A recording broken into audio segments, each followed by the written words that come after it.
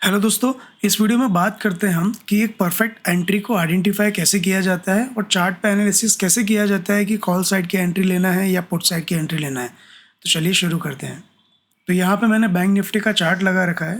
22 अक्टूबर का हम एनालिसिस करेंगे कि हमने क्या सेटअप प्लान किया था और 23 अक्टूबर को कैसे एंट्री प्लान करी है। आपको मैं ये भी दिखाऊंगा कि मैंने एंट्री कितने बजे ली, कितने बजे एग्जिट करी है। तो यहाँ पे बैंक निफ्टी का चार्ट लगा हुआ है।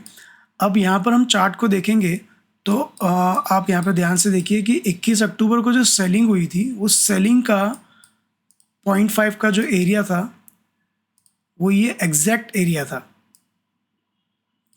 इस एग्जैक्ट एरिया से कंटिन्यू सेलिंग आई। इसका मतलब कि यहाँ के जो सेलर है वो बहुत स्ट्रॉन्ग है, वो इजीली अपना एसएल देने वाले नहीं है मार्केट को। तो 0.5 से ही उन्होंने मार्केट गिरा दिया, 0.6 भी क्रॉस नहीं किया, 7-8 तो बहुत दूर की बात हो गई। 0.5 से जैसे उन्होंने सेलिंग की वो कंटिन्यू दिन भर सेलिंग में रहा बैंक निफ्टी। अब 22 अक्टूबर का एनालिसिस करें तो 22 अक्टूबर को भी कंटिन्यू सेलिंग हुई। यहाँ पे जो सेलिंग हुई वो ठीक है, पर अब इस जगह को देखिए कि यहाँ से फिर से सेलिंग हुई है। यहाँ से कुछ बायर्स आए, बायर्स के बाद में यहाँ से मार्केट ने फिर बायर्स को निकाला और वो तेज़ मूवमेंट करके निकाला है।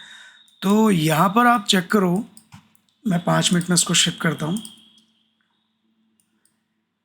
कि जब इस जगह से सेलिंग आई थी तो ये पर्टिकुलर जो एरिया है यहाँ पर सेलर्स के एसएल होंगे। और आज मार्केट ने जो ओपन किया था वो लगभग इस जगह पे किया था, नियर बाय 51,000 के अराउंड। तो इस सेलिंग को देख के, 22 अक्टूबर की सेलिंग को देख के लोगों को ये लगेगा कि यार मार्केट कंटिन्यू सेलिंग में ही जाएगा। बट यहाँ पर हमने कॉल साइड की एंट्री प्लान करी। कैसे? तो यहाँ पर मैं 1 मिनट का चार्ट लगा लेता हूँ।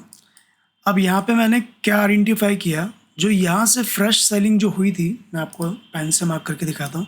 इस जगह से जो फ्रेश सेलिंग हुई थी उसका एसएल नियर बाय यहाँ होगा, इस लेवल के अराउंड एसएल होगा। अगर एसएल नहीं भी होगा तो मार्केट इन सेलर को निकालने के लिए इस लेवल पे ज़रूर जाएगा। और अगर यहाँ पे सस्टेन करता है तो यहाँ पे सस्टेन करने के बाद मार्केट हो सकता है इस लेवल को क्रॉस भी कर दे, ये हो सकता था। बट हमको मार्केट खुलते से ही कुछ एंट्री चाहिए थी, तो उसको आइडेंटिफाई करने के लिए मार्केट जब इस लेवल पे ओपन हुआ, लगभग 51,200 के लेवल पे जब ओपन हुआ तो उसने क्या किया, मार्केट ने खुलते से बैंक निफ्टी ने एक ग्रीन कैंडल बनाई और ग्रीन कैंडल ने इस क्लोजिंग पॉइंट का रेजिस्टेंस लेके नीचे क्लोज कर दिया। ये मेरे लिए क्यू हो गया कि बैंक निफ्टी ने खुलते से क्लोजिंग पॉइंट का रेजिस्टेंस ले लिया। इसका मतलब क्या है? इसका मतलब ये है कि मार्केट ने खोला तो गैप डाउन, बट वो ऊपर जाने की कोशिश किया और जो सेलर्स थे उन लोगों ने अपनी पोजीशन को सिक्योर करने के लिए इमीडिएट सेलिंग करी। तो वो जो कैंडल है वो नीचे क्लोज हो गई और उसके बाद अगली कैंडल फिर क्लोज हुई नीचे। बट जो बायर्स हैं, स्ट्रॉन्ग बायर्स हैं, उन लोगों ने यहाँ पर कैंडल्स को ऊपर की साइड क्लोज कर दिया। ये मेरे लिए क्यू हुआ। सबसे पहला क्यू ये था कि मार्केट ने क्लोजिंग पॉइंट का बराबर रेजिस्टेंस लिया। रेजिस्टेंस लेने के बाद उसने नीचे कैंडल क्लोज करी और उसके बाद में एक नेगेटिव कैंडल फिर से क्लोज हुई। तो उसके बाद जैसे ही ये कैंडल ऊपर की तरफ मूव करी, मैंने यहाँ पर एंट्री बना ली। यहाँ पर एंट्री बनाई और मुझे लगभग 51,500 के लेवल के लिए वेट करना था कि मार्केट हो सकता है कि इस लेवल को ज़रूर टच करे और यहाँ पर जो सेलर्स हैं उन सेलर्स को निकालने की एक बार कोशिश करें। ऐसा क्यों करेगा मार्केट? इसको अपन एनालिसिस करें। आप अगर देखेंगे चार्ट में, तो मैं 5 मिनट का चार्ट लगाता हूँ, थोड़ा छोटा हो जाएगा।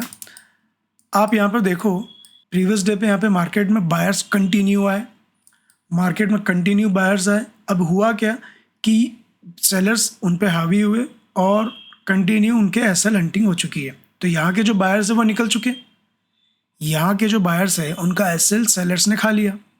अब इसका मतलब क्या है? मार्केट में कौन बचा? सिर्फ सेलर्स। यहाँ के सेलर सिक्योर है, यहाँ के सेलर और सिक्योर हो गए। अब मार्केट के पास में एसएल तो है ही नहीं। और मार्केट क्या करता है? मार्केट सिर्फ और सिर्फ लोगों के एसएल खाता है। जो कॉल राइटर्स, पुट राइटर्स होते हैं, जो बड़ी क्वांटिटी में अपना ट्रेड बनाते हैं, उनके एसएल खाता है। तो मार्केट को उनके एसएल खाना है।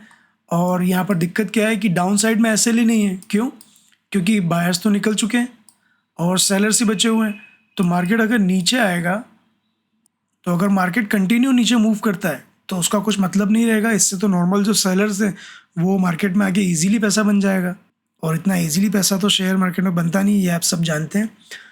तो किया क्या मार्केट ने, 1 मिनट का चार्ट पे शिफ्ट करता हूँ मैं। उसने जब क्लोजिंग पॉइंट का रेजिस्टेंस लिया बैंक निफ्टी ने, और जब अपसाइड का मूवमेंट किया, तो मैंने यहाँ एंट्री इसलिए प्लान करी क्योंकि ये जो सेलर्स है, इन सेलर्स का एसएल खाने के लिए मार्केट एक बार ज़रूर जाएगा, इनको परेशान करने के लिए, इनको वार्निंग देने के लिए ज़रूर जाएगा। और आप देखेंगे कि हम फिबोनाची के लेवल को ट्राई करें कि इस लेवल से बराबर 0.6 के एरिया को उसने टच किया है।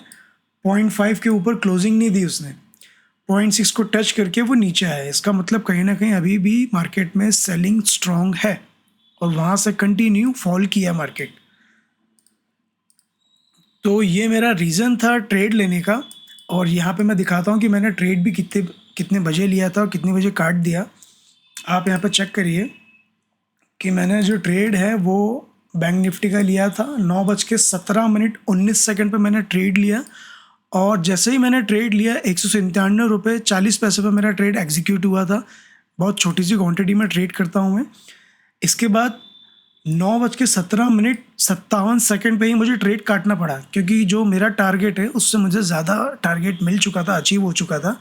मैंने इमीडिएट मेरे ट्रेड को काट दिया। मैं चाहता तो 51,500 तक होल्ड करता और मुझे अच्छा टारगेट मिलता। मतलब 197 की प्रीमियम 450 टच करके आई गाइस, आप चेक करिएगा। 51,200 का मैंने कॉल लिया था कि इसकी प्रीमियम ने कितना हाई मारा। मैं चाहता तो 200 पॉइंट 250 पॉइंट बुक कर सकता था, बट ठीक है, मुझे मेरा टारगेट चाहिए, दैट्स इट। मुझे इससे ज़्यादा मार्केट में और कोई मतलब नहीं है। तो ये टारगेट मैंने लिया है और यही एंट्री मैंने आपको बताया है। ऐसा नहीं कि मैं आप चार्ट बनने के बाद में मैं आपको कुछ भी एंट्री प्लान करके बताऊं। तो ये सॉलिड रीज़न था। मार्केट ने जो प्रीवियस डे का स्ट्रक्चर बनाया, उसके बाद में क्या मार्केट कर सकता है, ये एंट्री मैंने आपको आपके साथ में बताई है। तो ऐसे ही आप जब भी नेक्स्ट टाइम ट्रेड लें, क्या मार्केट कर सकता है, मार्केट क्यों ऊपर जाएगा, क्यों नीचे आएगा, ये सब ज़रूर सोचें और तभी एंट्री प्लान करें। तो ऐसे ही लर्निंग के लिए, मार्केट की लर्निंग के लिए, कब एंट्री लेना है, कब एग्जिट लेना है, इसकी लर्निंग के लिए हमारे चैनल को सब्सक्राइब ज़रूर करें, वीडियो को लाइक करें और अपने दोस्तों के साथ में ये ट्रिक शेयर करें। मिलते हैं अगले वीडियो में।